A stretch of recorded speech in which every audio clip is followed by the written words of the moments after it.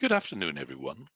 Today, we would like to talk about some additional regulatory requirements and the enforcement around it. That's going to be Celine Fisher. She's an associate on our team in Germany, and Carolyn Wagner. She's also an associate here. And it's me, Felix Bittern. I'm a partner in heading the tech and data team in Germany. Next slide. Looking back, we've already covered a lot around AI in our series. We've spoken about the use of AI in the workplace, the rights to data subjects and that they have under the AI Act, and how they're different from under GDPR. And now today, it's sort of the part 3 of this program. We will talk about the enforcement and what does it mean. It's basically putting everything together and seeing how things will go. Obviously, this is just a prediction at this time because we have not seen any enforcement, but there are certain aspects that we already know, and we can already give you some background into what the enforcement will look like and who's going to be in charge of it. Next slide. Looking back at the webinar series that we've had, you can watch all those videos that we've done on YouTube. So the generative AI parts, the assessing of high-risk systems was a very interesting one, and as well the AI governance. That was part 1. Part 2, the next slide, was now did cover some more specific parts, key contractual considerations, maybe something you want to listen to as well again, or maybe you've joined the first time around. The DPO and the AI officer, what does this mean, and is it one and the same, and what are the obligations for the AI officer? It's quite an interesting topic that's more and more coming up now, and how to leverage DPIAs for AI risk assessments. Next slide.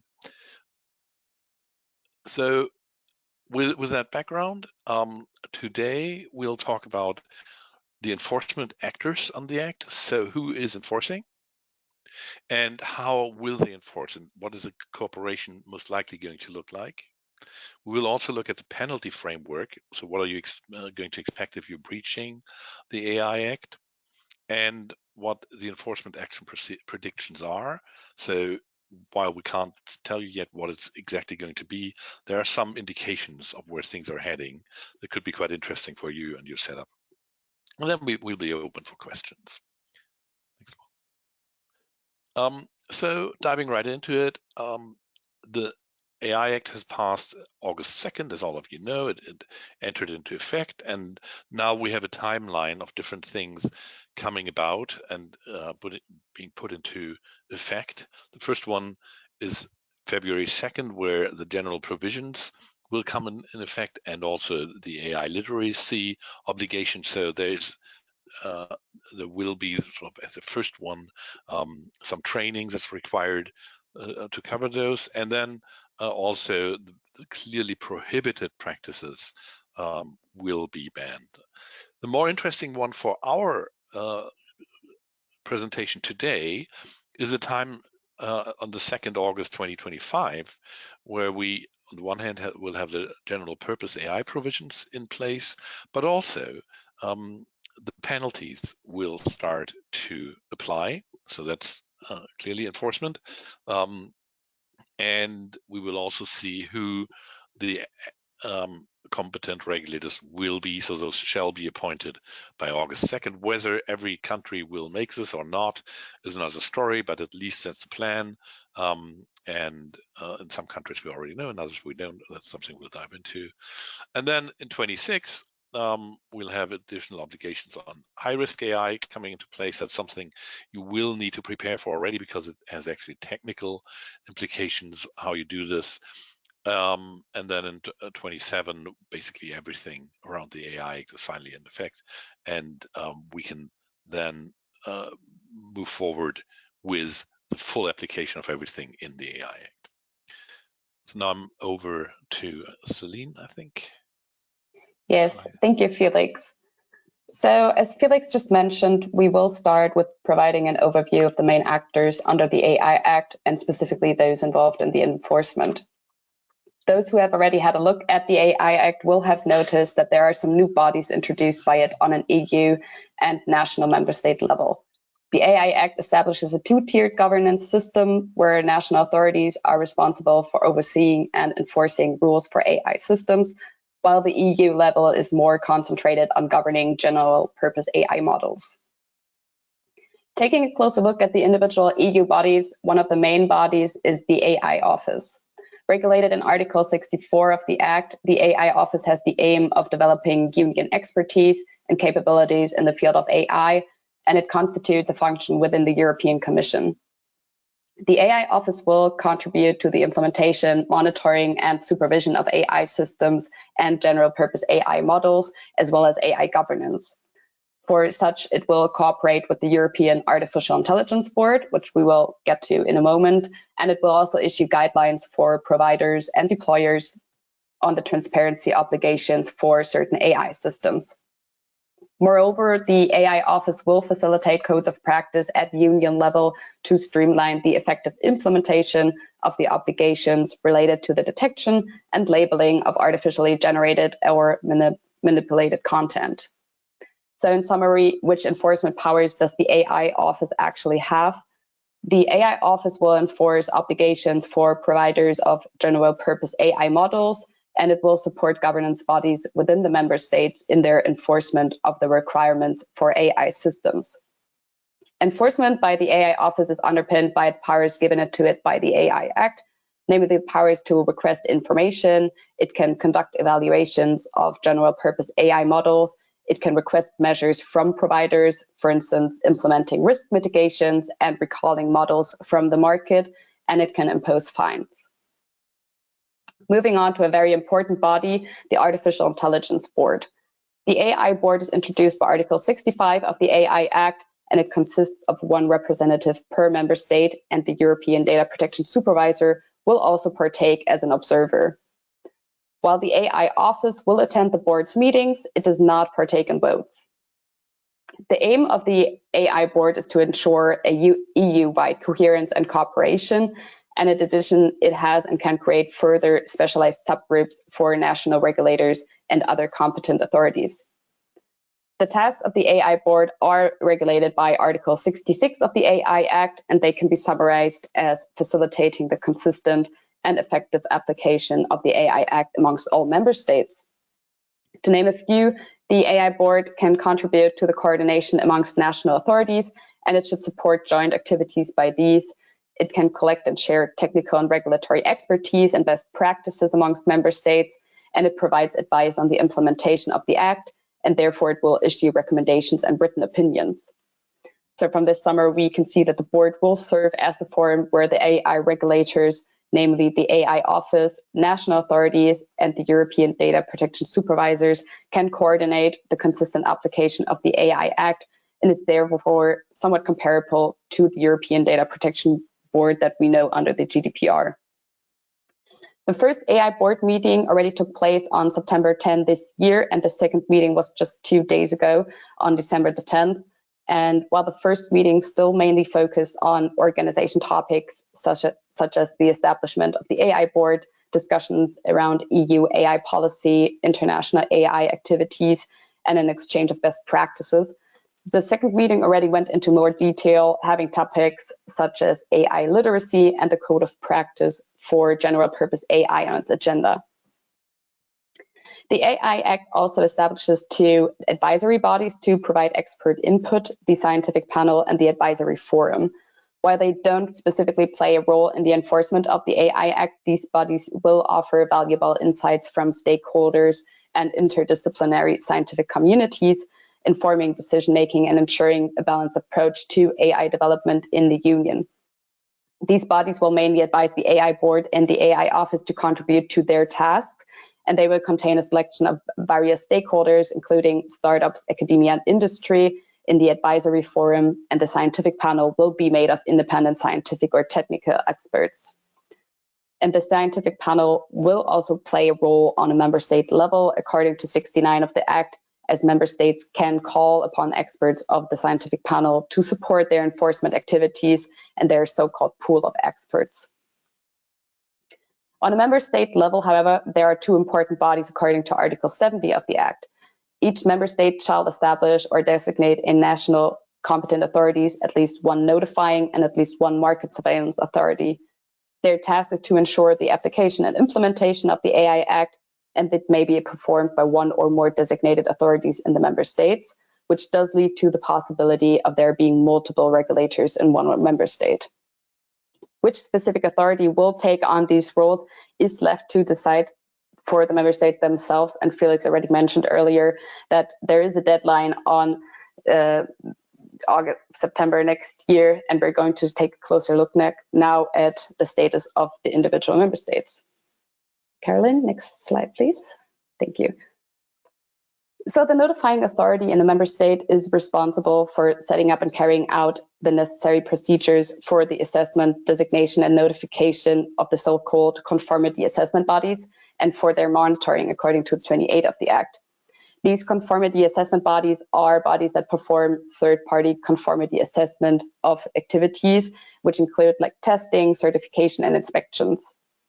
The conformity assessment themselves, it's a process of demonstrating whether the requirements for high-risk AI systems have been fulfilled under the Act.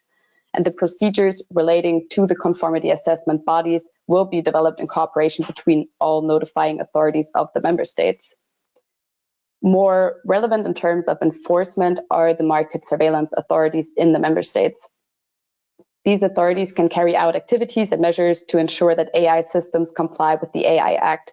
And to ensure compliance throughout the life cycle of the AI system, market surveillance authorities will conduct regular audits and facilitate post-market monitoring, and it will allow providers to report serious incidents or breaches of fundamental rights obligations that come to their attention.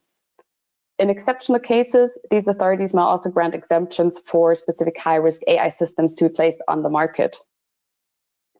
In addition, member states shall designate a market surveillance authority to act as a single point of contact for the AI Act and shall notify the Commission of this identity.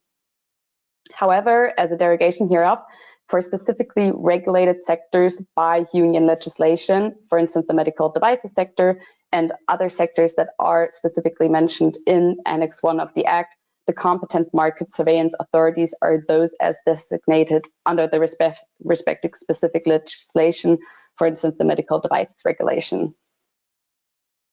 So even within one member state, the assessment of the competent market surveillance authority must occur on a case-by-case basis, depending on sectors, for instance, and the authority landscape can seem quite fragmented.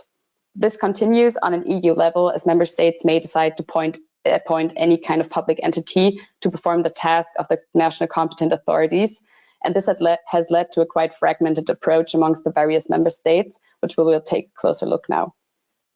Caroline, next slide, please. Thanks. So as mentioned earlier, member states must establish, designate competent authorities by the 2nd of August 2025. And as per today, most member states have not designated or established any competent authority. On the slide, we can see some examples on the member states' activities in this regard. For instance, Austria has already established an AI services desk to support the implementation of the AI Act and an AI advisory board composed of experts. However, the notifying authority and market surveillance authorities have not been finally decided on.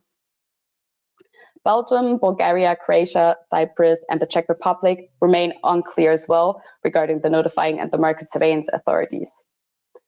Denmark, however, has partial clarity, as the pre-existing Danish Agency for Digital Government has been designated as coordinating market surveillance authority and the single point of contact for Denmark.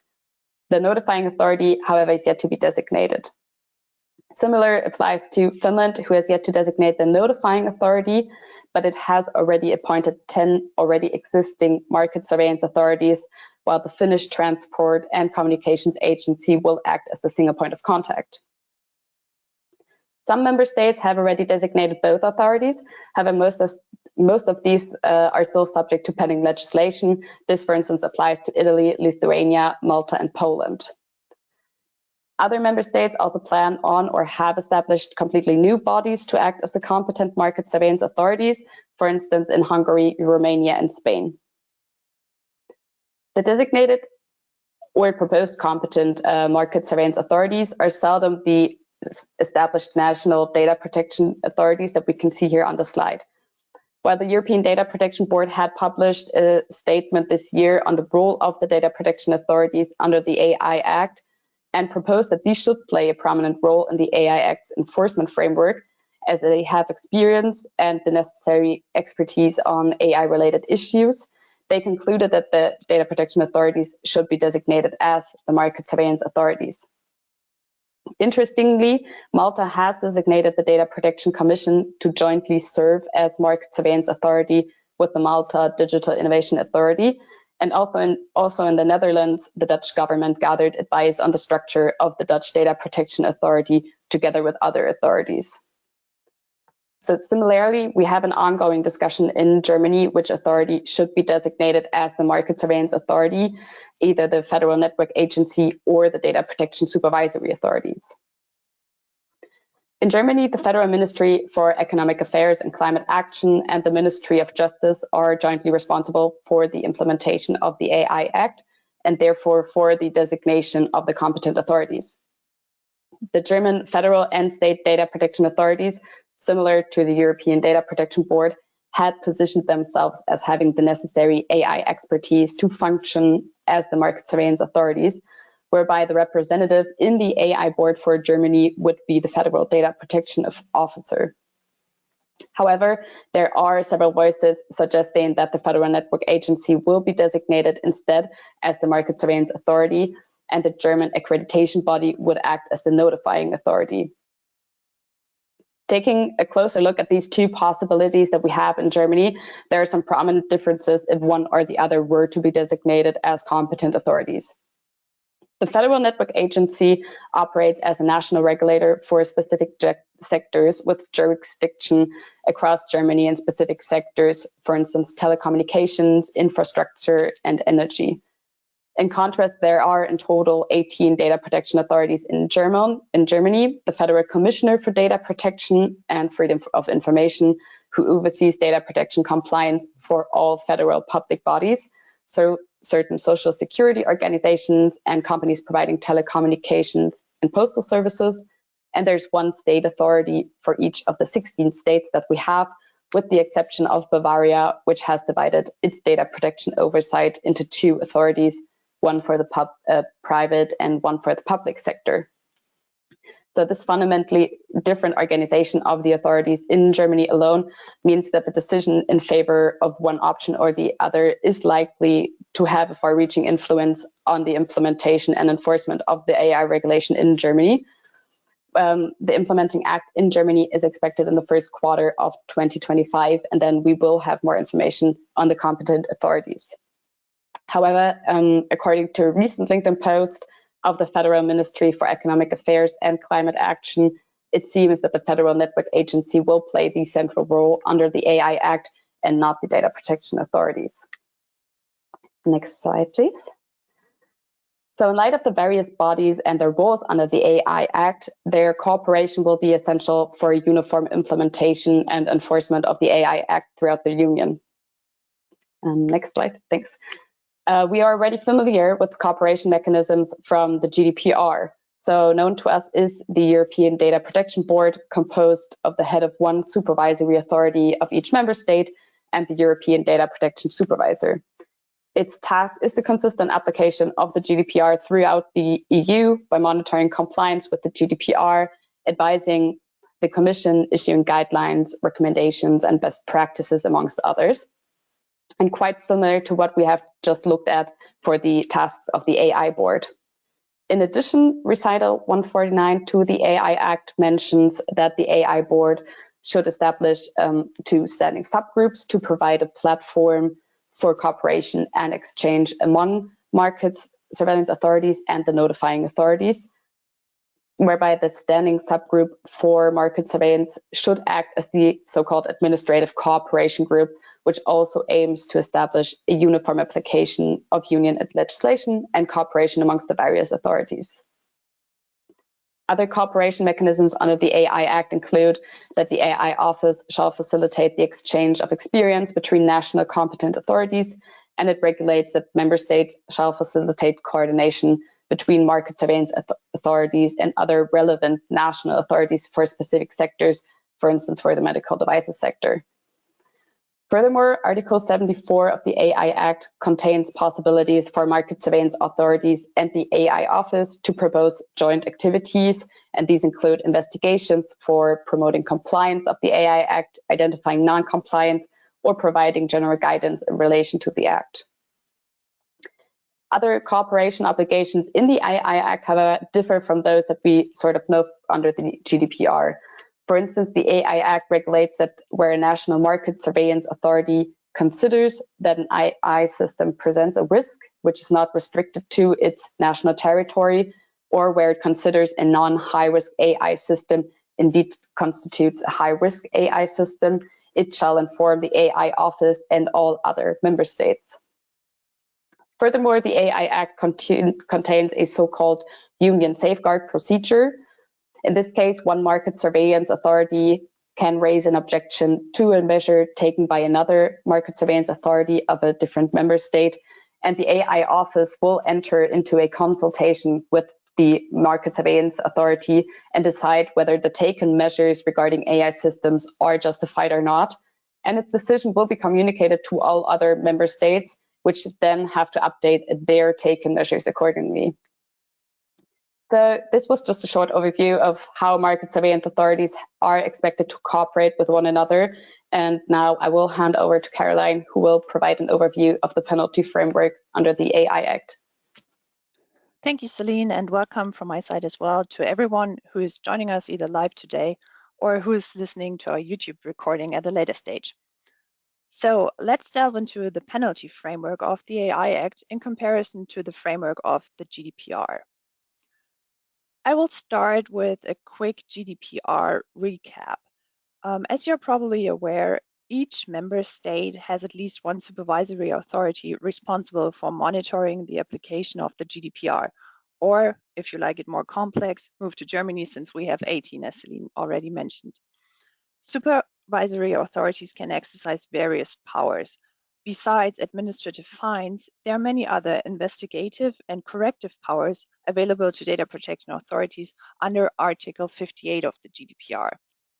Those include issuing warnings and reprimands, and also ordering a controller or processor to comply with data subject rights requests or to bring its processing into GDPR compliant before a specific deadline. The supervisory authorities can also order a controller to notify data subjects about a data breach, just to name a few examples.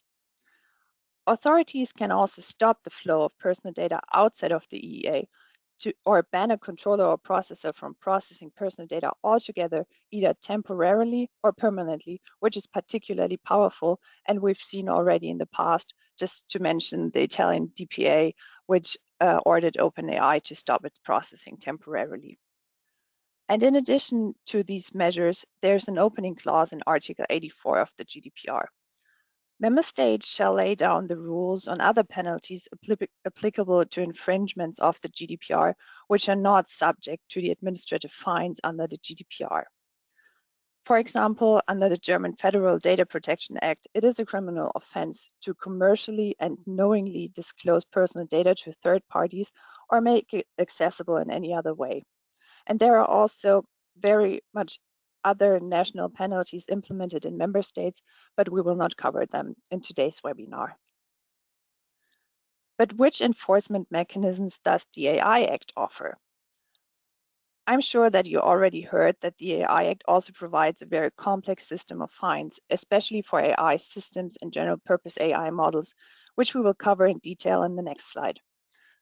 In addition to fines, member states must lay down rules on penalties and other enforcement measures for AI systems, which may also include warnings and non-monetary measures. As Celine already mentioned, those member states are currently working on establishing those frameworks. They must notify the Commission of the rules on penalties and on other enforcement measures by the 2nd of August of 2025. Depending on the legal system of the member states, The rules on administrative fines may be applied in such a manner that the fines are imposed either by the competent national courts or by other bodies as applicable in those member states. And in addition to the enforcement framework for AI systems, there will be a separate enforcement framework for general purpose AI models for which the European Commission has exclusive powers. Enforcement measures will include requests for documentation and information and, of course, of issuing fines. Speaking of fines, let's have a closer look at the general conditions for administrative fines and break down the key components, as this is probably the most feared enforcement mechanism by companies. The GDPR establishes a tiered penalty framework to address various violations. For less severe infringement, organizations can be fined up to 10 million euro or 2% of their global annual turnover, whichever is higher. Examples include failing to conclude a data processing agreement when this is needed, or not notifying the supervisory authority of a data breach, for example. For more serious violations, fines can even reach up to 20 million euro or 4% of the global annual turnover, whichever is higher. This covers violations with regard to data subject rights, for example, or the transfer of personal data to a third country. And now moving on to the fines for AI systems. As the rules applicable to AI systems will be enforced by the soon-to-be designated market surveillance authorities of the EU member state, each EU member state is also required to establish a penalty system and framework with regard to these rules. The AI Act provides for the establishment of a fully decentral penalty framework for AI systems, but it nevertheless includes explicit conditions for administrative fines with regard to infringement of certain provisions of the AI Act, which we will now cover. These conditions aim to harmonize the amount of imposed administrative fines across the EU, and in particular by defining the following upper limits for those fines. If you provide incorrect, incomplete, or misleading information to notified bodies or national competent authorities, you can be sanctioned with fines reaching up to 7.5 million euro or 1% of the total worldwide annual turnover, whichever is higher. Providers, product manufacturers, deployer, authorized representatives, importers, or distributors of AI systems, they must all comply with various obligations under the AI Act, such as transparency obligations, conformity assessments, or risk management. But if they fail to meet these obligations set out in Chapter 3 and 4 of the AI Act, they can be sanctioned with fines up to 15 million euro or 3% of the total worldwide annual turnover, whichever is higher too. Infringement of the rules on prohibited AI practices can lead to fines up to 35 million euro or 7% of the total worldwide annual group turnover, whichever is higher. But a notable feature of the AI Act is the relief for small and medium-sized enterprises, including startups, which are specifically mentioned in the AI Act. These companies can expect lower fines, as it is not decisive which amount is higher, but every time which amount is lower. In line with an approach of a central enforcement regarding the obligations applicable to general purpose AI models instead of the decentral enforcement for AI systems, the AI Act establishes a central penalty framework for those general purpose AI models by setting out administrative fines for providers of general purpose AI models. Fines up to 15 million euro or 3% of the total annual worldwide turnover are possible, whichever is higher. Such fines can be issued where general purpose AI model providers intentionally or negligently either infringe relevant general purpose AI model provisions, for example, by just failing to draw up the technical documentation of the model, or by failing to comply with a document or information request, or if they supply incorrect, incomplete, or misleading information, just to name a few examples. And in case someone from an EU institution has also joined our webinar, please note that Article 100 of the AI Act also contains a sanction of the imposition of fines on institutions, bodies, offices, and agencies of the European Union. The European Data Protection Supervisor is responsible in this respect. Fines are a bit lower because using prohibited AI practices in this regard are subject to fines up to 1.5 million euros, and while the operation of AI systems that do not comply with all the other AI provisions are subject to fines of up to 750,000 euros.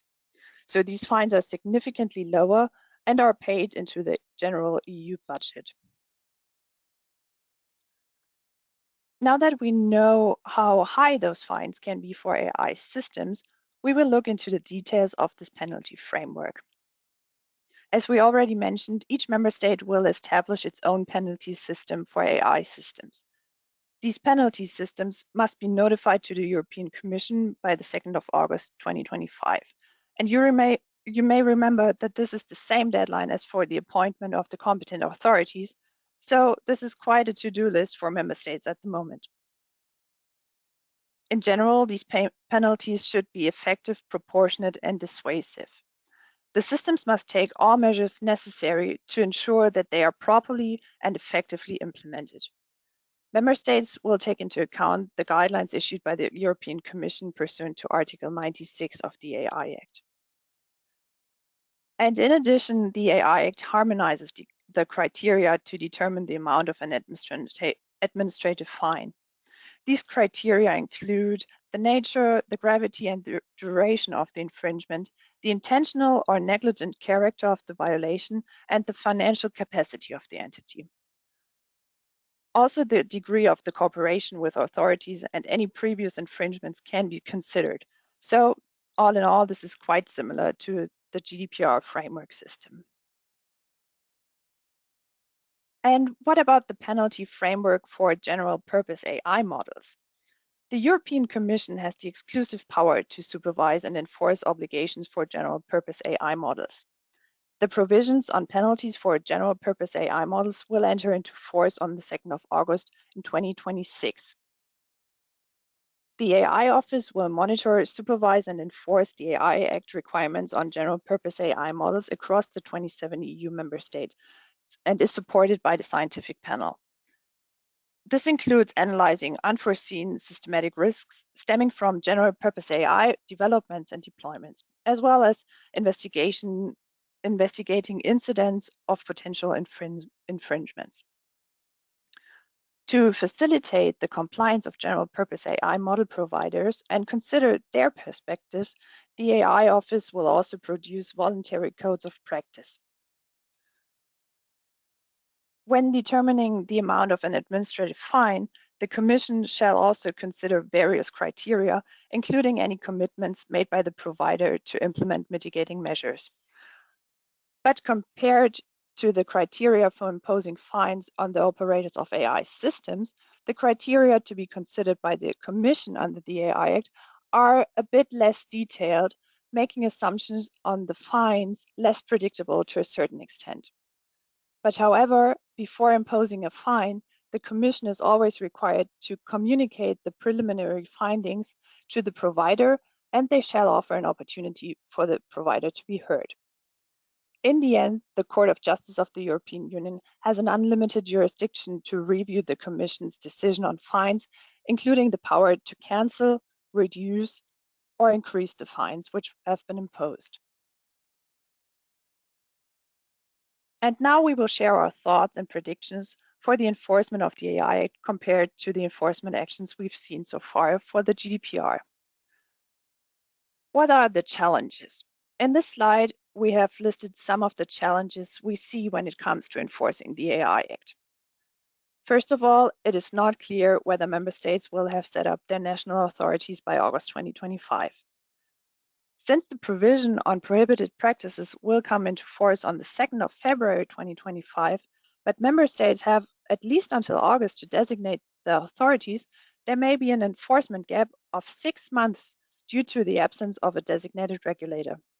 And it is not even clear if and how they will enforce any violations retrospectively. Since the AI Act does not provide for a one-stop shop mechanism, as the GDPR, we are all curious how the cross-border cooperation work within the national market surveillance authorities in practice. Despite the harmonized set of criteria, regulators will likely have considerable discretion in justifying individual fines. The fact that national authorities will have different backgrounds, as some of them are entirely set up new, while other countries will designate existing data protection authorities, this will most likely feed into a different approach to enforcement action across the countries by nature. Spoiler alert, we have already seen a different level of enforcement activities in the past with the GDPR violations, and I'm handing now over to Felix, who will cover the enforcement strategy and what we expect in more depth.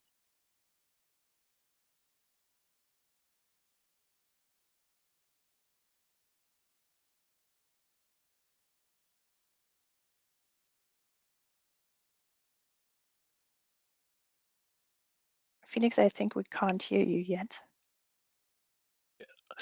Sorry. So, yes, thank you. So I have one hypothesis, which is the approach to the issues is most likely going to be comparable to what we've seen in the world of data protection throughout the last, I would say, 40 years and its regulation.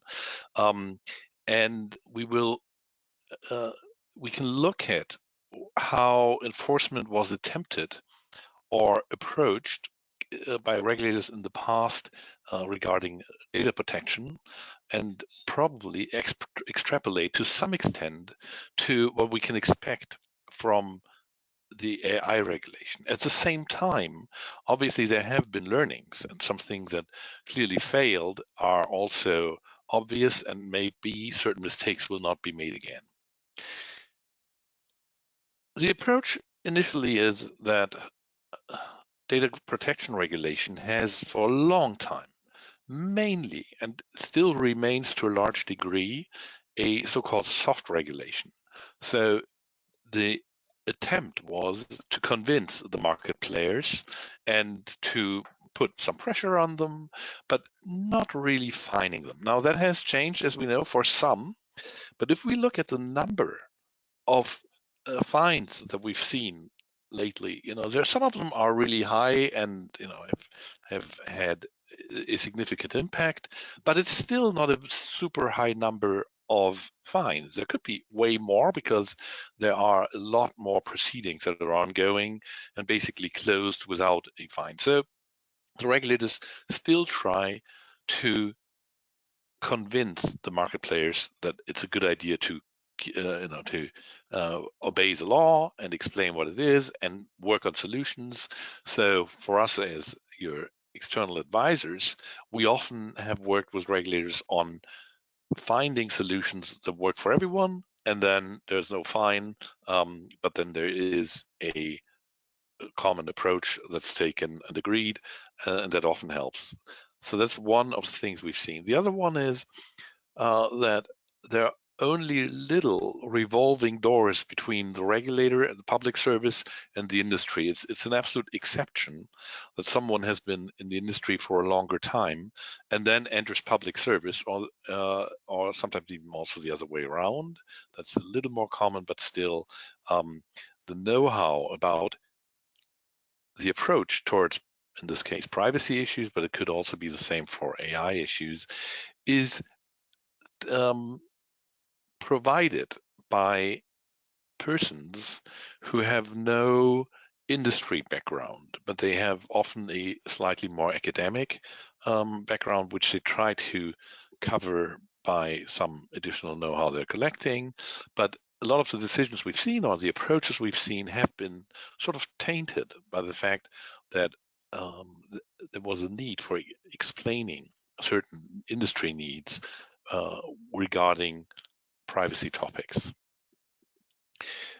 The third thing that we've seen is that for a long time, and that started started a long time ago, but even for the internet, it was learning together. So the regulators reached out to industry to understand what they're doing and build understanding around it.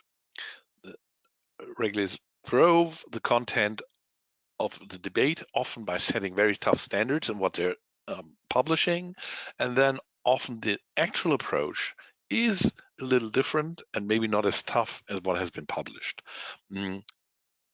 That plays into standards which are often rather hard, rather weak, and often don't really have hard facts, which is a complaint we get from a lot of clients on some of the advice, but it's still the approach that technically things will be understood by regulators eventually, and then with the more established technical expertise, the guidance will also be better.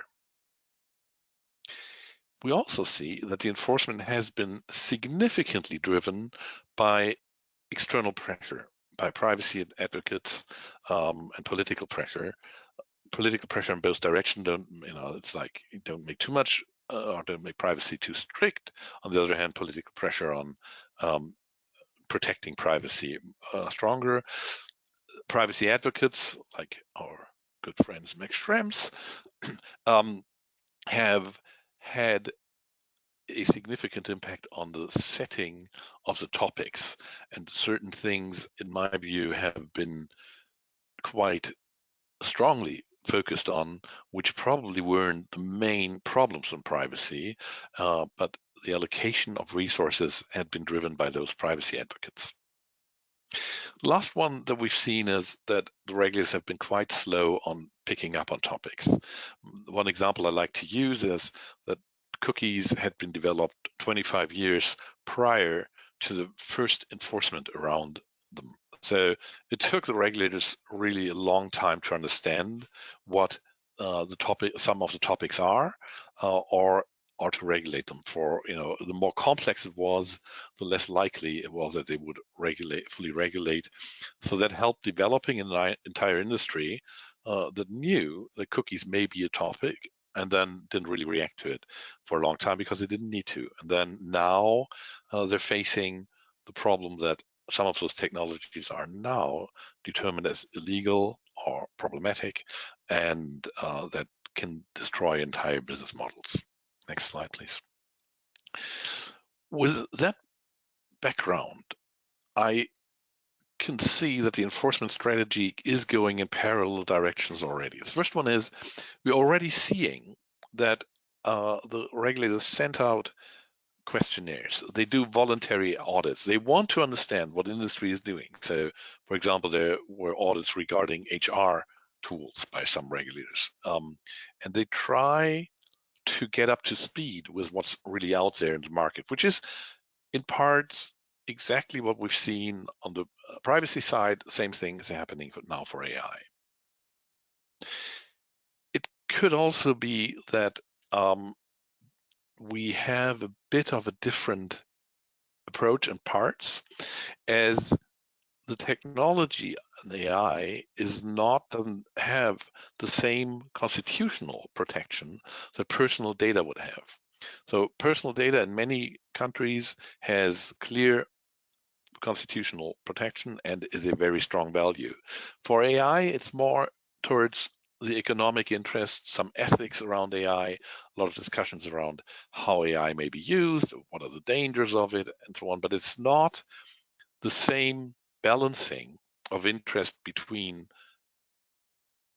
a personal privacy right on the one hand and the right for doing business on the other hand. So it is slightly different, and that may also have an impact on the fines and the approach towards them. I would expect that it's not going to take as long as it has taken to see fines regarding AI topics under GDPR and prior to that under the local privacy laws.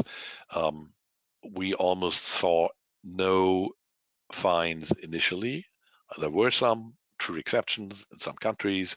This is now kicking off or starting off a little further, but it's still not that strong. And I think my expectation is that regulators have seen that the lack of enforcement has basically left them powerless to a certain degree, or many companies basically just ignored the privacy topics and said, well, what's the risk? And then we'll take the risk because there's no fine, and we go ahead. I would assume that it's not going to be the same thing for AI because that approach has failed, in part at least, a soft one. One more thing to look at is what are other jurisdictions doing. So we don't just have the AI Act, that's one thing, but for you as a company, it would also be relevant to understand what is happening in your own country or in certain other countries of the world.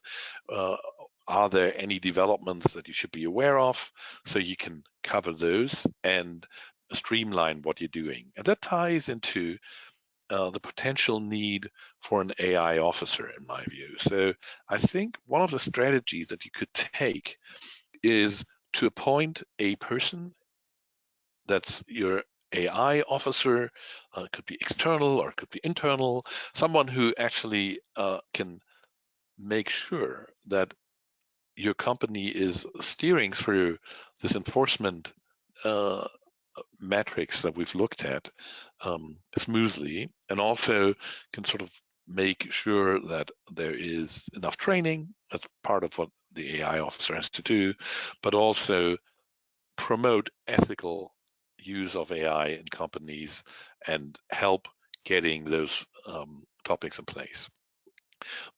That's again comparable to what we've seen for the data protection officer, who could also help companies staying compliant and steering this. So in my view, the AI officer is going to be in parts comparable. It doesn't have the same legal strengths or basis that we see for the DPO, but it's still something that is seen as a requirement and will most likely be an important role for preparation towards enforcement. Next slide. So what can we expect in comparison to the GDPR, just to summarize? We do expect right now that we'll most likely have national discrepancies initially, at least initially, and maybe even for a longer time. AI is a very, very, as all of you know, significant economic factor. The use of data and permitting the use of data is, and that's beyond personal data, is economically very important. And I would expect that some countries will be more relaxed regarding the AI rules than others, just to to have an attractive approach towards AI and sort of pull in companies to settle in those countries. It's something that Ireland has tried for a while. I don't want to spell them out, but I still do. Now they've actually significantly changed, and while they were quite relaxed regarding privacy for a long time, we see that this is changing. I would also expect something like that in some countries regarding the AI Act. Next one is this willingness to communicate with each other. I think there will be a strong push towards communicating, just because otherwise it wouldn't work if the regulators don't communicate. On the other hand, we've also seen that this communication for privacy has been lacking the power that it could have for a long time. It's picking up now, but it may also take a while until we see one streamlining, particularly as we do not have the one-stop shop. And the last one is in the summary is that we need to understand the authorities, understand what their indulgence is, and also how they will approach privacy topics. And every authority may be different. And so the communication with those authorities will also be different depending on their style. Next slide. Yeah, so now we're open to questions if you have any. I think we've already received some. Yes, Caroline? we've received a few questions, and I'm picking one which I find particularly interesting, and I'm curious to hear your thoughts on this one. Let me just read the question out loud. What what can be expected if an activity violates both GDPR and the AI Act, for example, infringing transparency obligations or the obligation to conduct an impact assessment? Will the responsible party face two separate high fines imposed independently of one another, or is it possible that one regulatory authority might take into account a fine already issued under one law when calculating penalties under the other? Okay, maybe I'll start, and then Celine and Caroline, you can chime in. I think so. This is a good question. It's in part still open. We've seen that in other areas regarding fines in public service, but also actually in criminal law, where you may have different breaches of the law committed at the same time, maybe with one action or with actions which are closely related.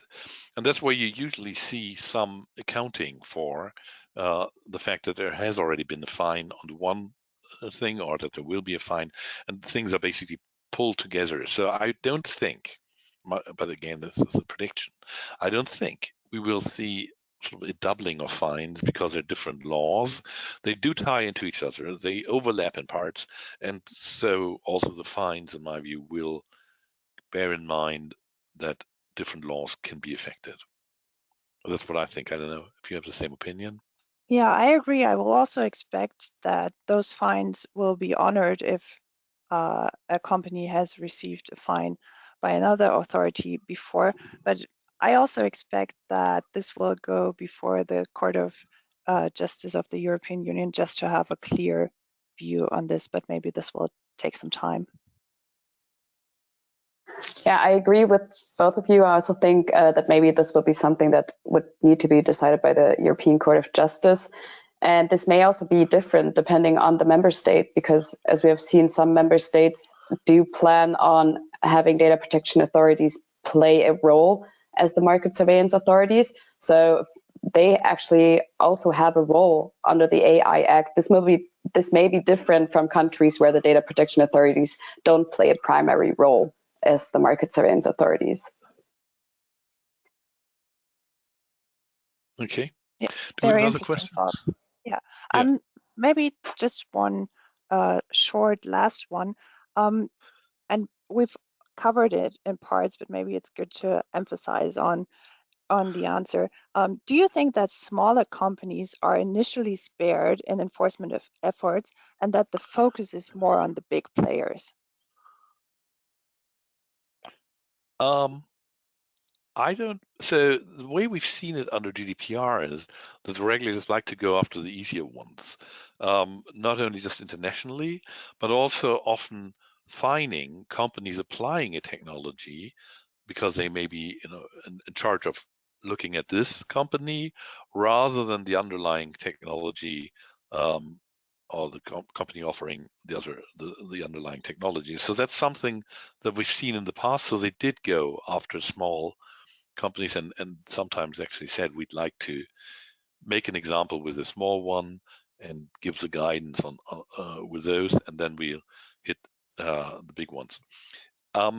We've also seen that certain jurisdictions are more in focus, like the US, when it comes to fining, than other jurisdictions, like some Asian countries, where you rarely have seen fines so far.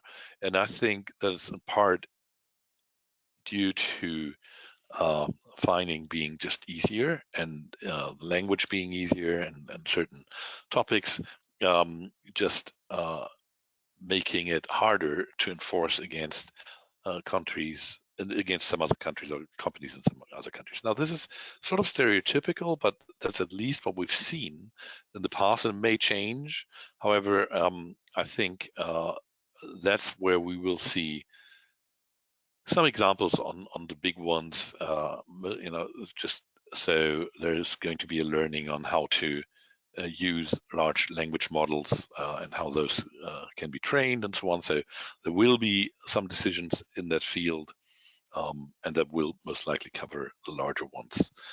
But On the other hand, those proceedings may take a lot longer than the small ones. And as I said, we've already seen audits of some companies, often not the largest one, but smaller ones, providing some technology, because apparently it's easier to get an overview of what they're doing if you have a more simple technology or a smaller piece of technology rather than a very big one. What do you think? Yeah, very interesting thoughts. And I also think that it's sometimes easier to go after the smaller companies than the big tech ones, but we will see what the enforcement action on the AI Act brings. And I'm very curious to see the first enforcement actions. Okay, so maybe you're going to go to the next slide, which is an outlook of what we're going to do next, or how things progress. So we will not, this is our last webinar in this year. We will come up with a new set of webinars in 2025. Things are being prepared right now, so look out for those upcoming webinars. If you have any questions, please feel free to reach out to us. Obviously, we love this topic. We like to discuss it. We discuss it a lot, and there is a lot to discuss around AI, so please reach out to us. And then also check out our AI regulatory guidebook, which is linked in this presentation, which we'll share. And you can also visit our data and privacy webpage with a lot of information about other webinars that we're offering, and also some information about our general practice. Please also sign up to our privacy blog. There are some fantastic articles by some of my colleagues in there, which are really helpful for understanding some of the very hot topics, or for approaching and taking sometimes rather strong views on some of those topics. So they're a fun read. So sign up to them. And finally, just subscribe to our privacy YouTube channel for free GDPR training, webinars, including something like this one here. So that will help you getting free training, and everyone likes a freebie, to cover a lot of the issues that we're facing right now in AI and GDPR. With that, I'd like to thank you for attending. Again, feel free to reach out to us if you have any questions. And you can dial in next year when we'll continue. Thank you.